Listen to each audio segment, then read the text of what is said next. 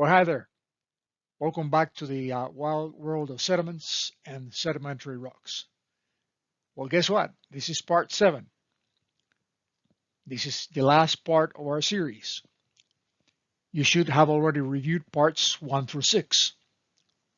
Now, we have already talked about the creation of sediment, the erosion transportation of the sedimentary particles, uh, deposition, lithification, and the creation of sedimentary rocks. So there's really one more topic left, and that is the topic of depositional environments. Where are these sediments found? Where do you find these sedimentary rocks? That's the topic of this chapter. Depositional environments relate to the locality and conditions where deposition takes place. It has specific characteristics relative to physical and chemical processes and biological activity. You know, in resource exploration, it becomes very important as the depositional environment dictates the three-dimensional geometry of sedimentary bodies. The most common depositional environments include the glacial environment, where glaciers occur, the fluvial environment, rivers and streams, aeolian, which is the wind-driven, lacustrine, which is lakes, paludal, or swamps, deltaic, involving river deltas, the littoral environment, basically the shoreline, the lagoonal environment, which is the seawater between a barrier island and the mainland, and then the three main marine environments, the neritic, which is shallow marine, extending from the shoreline to a depth of 600 feet, the bathyal environment, which extends from 600 to 6,000 feet in depth, and the deep ocean, the abyssal environment, 6,000 feet to more than 15,000 feet. Now, what type of sedimentary particles are found in each one of these environments? Well, in the glacial environment, for example, glaciers are so powerful that they can move anything from boulder size to very minute clay-sized particles. The fluvial environment, rivers and streams, are dominated by pebble, sand, and silt-sized particles. The wind-driven environment, the aeolian environment, is dominated by sand and silt. Lakes, or the lacustrine environment, is dominated by silt, clay, and organic matter. The paludal environment, the swamps, also are dominated by clay and organic matter. Deltaic environments are typically sand, silt, and clay. The littoral environment, which is essentially the shoreline or the beaches, are dominated by pebbles, sand, and silt-sized particles.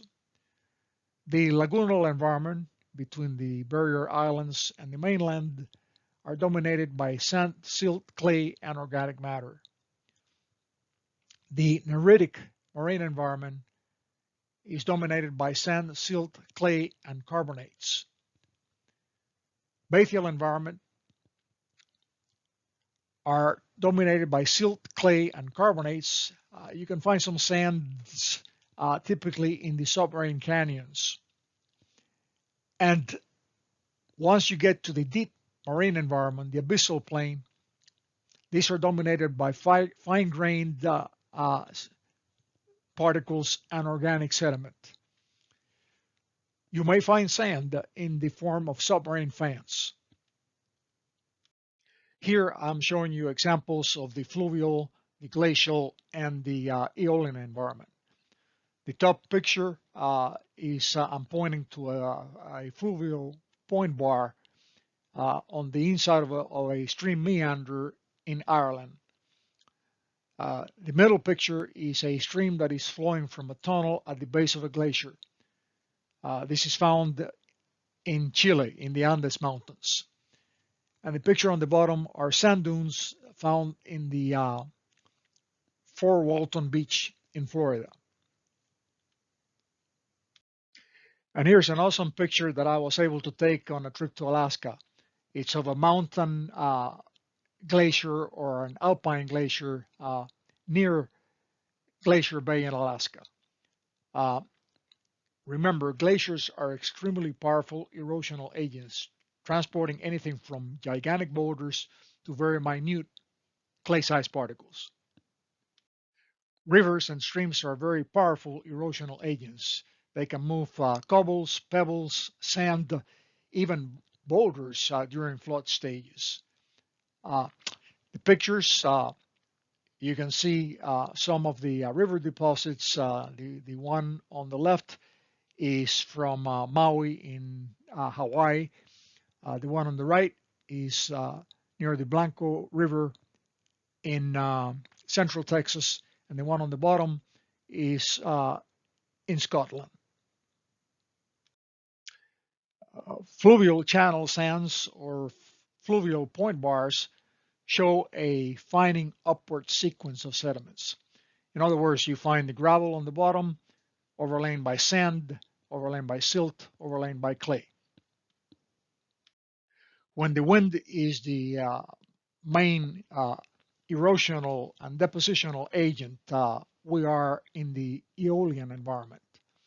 Wind power moves sand and silt-sized particles, typically through saltation, that jumping mechanism that we talked about before, forming sand dunes and other sedimentary structures. Picture that you see is a sand dune in the panhandle of Florida. And here you can see more examples of the fluvial, the glacial, and the aeolian environment. On the left, you can see some of the cobble, pebble, and sandbars that you find in a river in central Texas.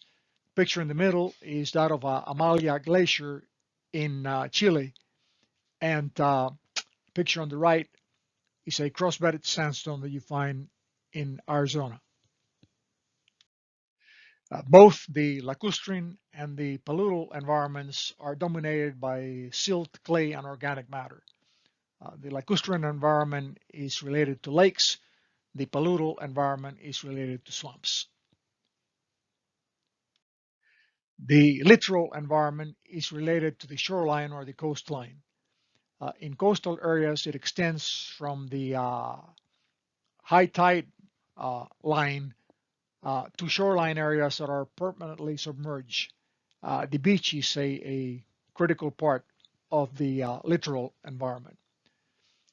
As we mentioned before, the lagoonal environment defines the deposits that we find in the waters that lie between a barrier island and the main coastline. Some sedimentary deposits that we find along coastlines include the bay mouth bars, the spits, and the tombolos.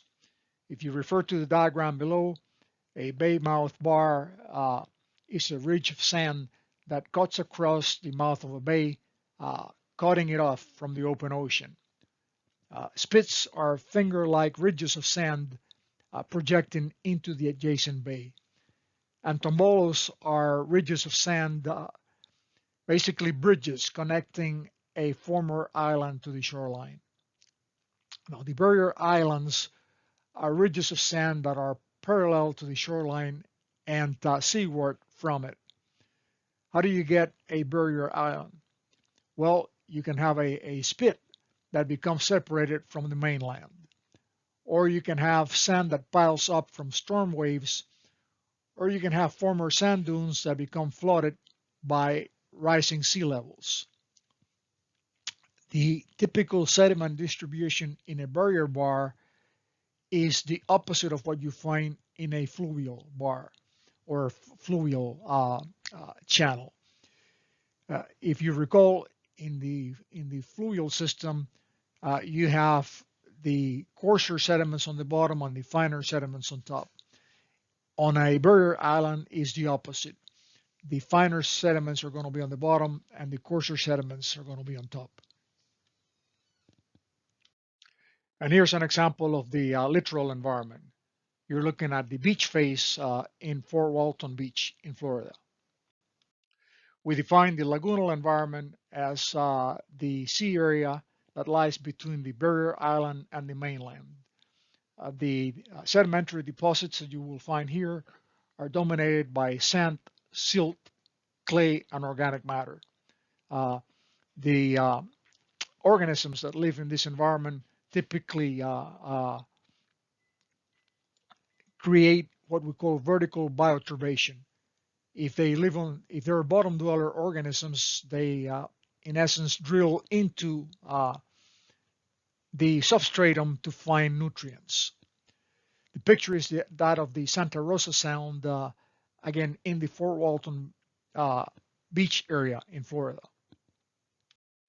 As the name implies, the deltaic environment is associated with river deltas. River deltas formed by the deposition of sediment that is carried by a river as it enters a slower moving or stagnant body of water. So this occurs when a river enters an ocean or a lake, for example. A series of distributary channels branch off and flow away from the main river, as shown in this sketch.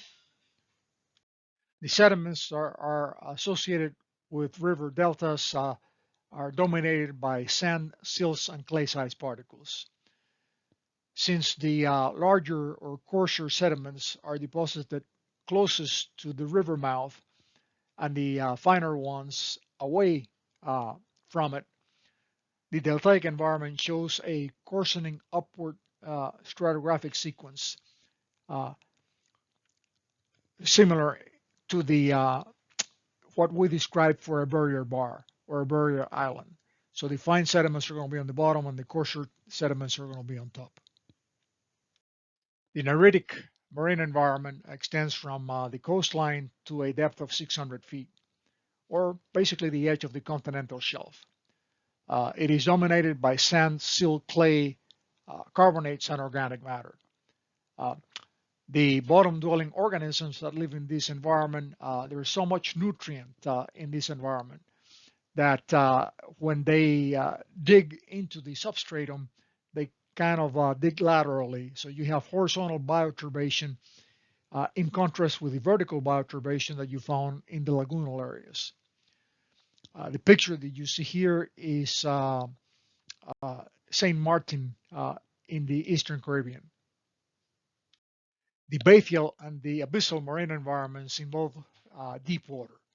The bathyal environment extends from 600 to 6,000 feet and is dominated by silts, clay, or organic matter. And you may find some of the coarser sediments, sand, etc., in submarine canyons. The abyssal environment is about the deepest. Could be 15,000 plus feet. The environment extends from 6,000 to 15,000 plus and is dominated by fine grain and organic sediment. You may find some sands typically related to the submarine fans or sand that spreads at the base of a submarine canyon. Well, people, we have done it. We have reached the end. Hopefully you have learned about sediments and sedimentary rocks and you have enjoyed the topic. Thank you and see you.